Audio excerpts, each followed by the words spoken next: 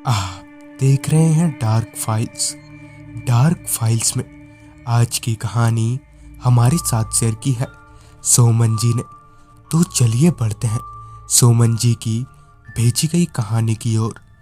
कहानी में आगे बढ़ने से पहले अगर आपने अभी तक हमें इंस्टाग्राम पर फॉलो नहीं किया है तो कर लें और साथ ही लाइक करें हमारे फेसबुक पेज को। तो चलिए बढ़ते हैं आज की कहानी की तरफ। घटना आज से तकरीबन 12 साल पहले की है, यानी साल 2008। ये बात मेरे बड़े भैया के साथ घटी थी जिनका नाम मनोहर है। उन दिनों भैया को मछली पकड़ने का काफ़ी शौक था, जिस वजह से वो मछली पकड़ने के लिए कहीं भी चले जाते थे।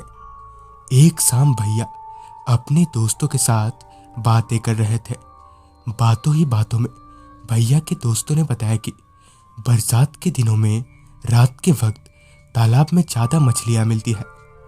इससे अच्छी बात भैया के लिए और क्या हो सकती थी, क्योंकि इन दिनों बरसात का ही मौसम चल रहा था।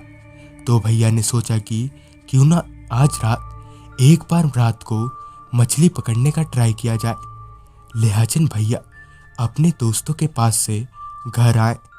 कुछ ही घंटों में रात हो गई। रात का खाना जल्दी ही खा लेने के बाद भैया थोड़े सो गए।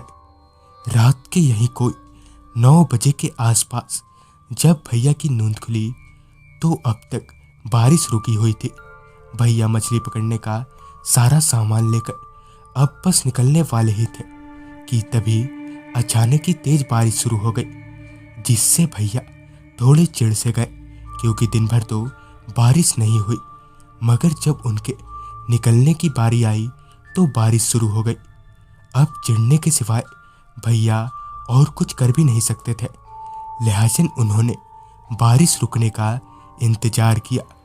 अब तक रात काफ़ी हो चुकी थी, मगर बारिश उसी तरह से बरस रही थी और अब भैया समझ चुके थे कि आज उनका दिन ही खराब है। रात के करीब 10:30-11 बजे के आसपास बारिश बंद तो नहीं, मगर बारिश की रफ्तार थोड़ी कम हो गई।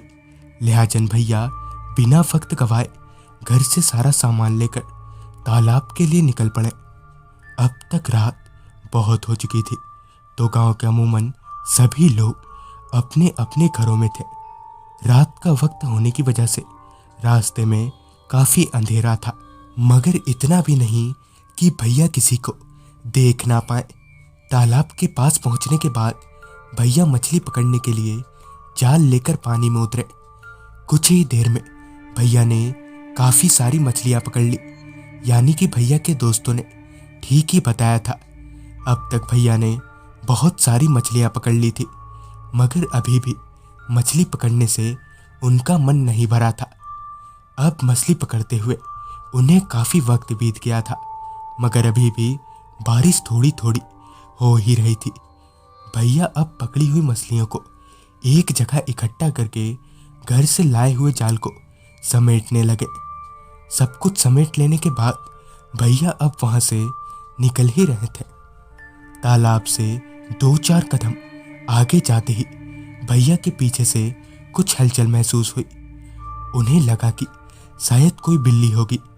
भैया उस आवाज़ को इग्नोर करके थोड़ा आगे बढ़े ही थे कि तभी वापस से उन्हें वही आवाज़ आई, मगर ये वाली आवाज़ उस पहले वाली आवाज़ से बहुत तेज़ थी। लिहाजन भैया ने पीछे पलटा तो देखा कि एक काला सा आदमी है जो पीछे की तरफ मुंह करके खड़ा हुआ था, जिसे देखकर भैया को लगा कि शायद उनके दोस्तों में से ही कोई है। जिस पर भैया ने आवाज़ लगाते हुए कहा, अरे मोहन, तुम हो क्या? जिस पर सामने से कोई जवाब नहीं आया। वो परछाई बिना जवाब दिए ही आगे बढ़ने लगी। भैया ने भी उसके साथ चलना चालू कर दिया। भैया ने वापस से पूछा, कौन हो तुम?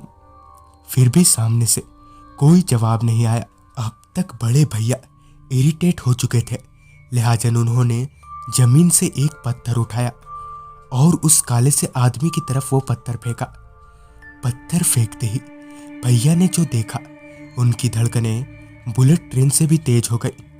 वो पत्थर उस आदमी के शरीर में लगने के बजाय उसके शरीर से आर पार हो गया।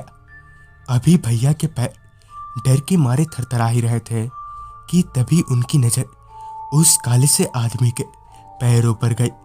उस आदमी के उल्टे पैरों को देखकर एक बार फिर से भैया की धड़कनें तेज हो गई। उस वक्त भैया ने बड़े धैर्य से काम लिया और उल्टे पैर वहां से भाग निकले। रात को उन्होंने किसी को कुछ भी नहीं बताया।